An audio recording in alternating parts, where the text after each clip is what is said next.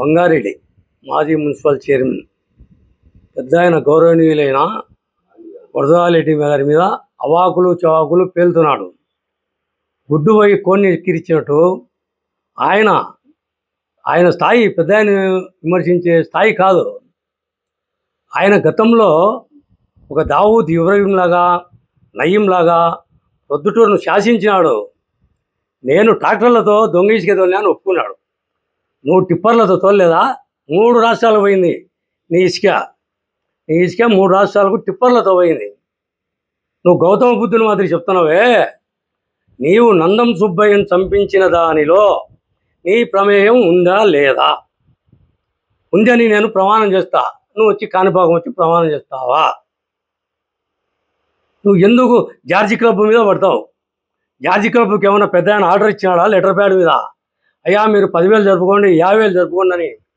ఏదో రిటైర్డ్ అధికారులు కొన్ని 1,000 మంది దాంట్లో మెంబర్స్ ఉన్నారు.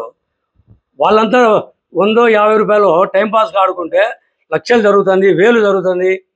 అది పెద్ద ఆయన గారు అనుమతి ఇచ్చినాడని నువ్వు చెప్తావు. నీ కాడ ఏం ఆధారం ఉంది బంగారెడ్డి గారు? క్రికెట్ బుక్కీలు ఇప్పటికి కూడా మీ దగ్గర ఉన్నారు, మట్కా వాళ్ళు ఉన్నారు, గుట్కా వాళ్ళు ఉన్నారు. నువ్వు వీళ్ళందరితో డబ్బులు తీసుకొని నేను జరపలేదా? దీనికి వస్తావా నువ్వు కాణిపాకం? ఏదానికి వస్తావు నువ్వు చెప్పు బంగారెడ్డి.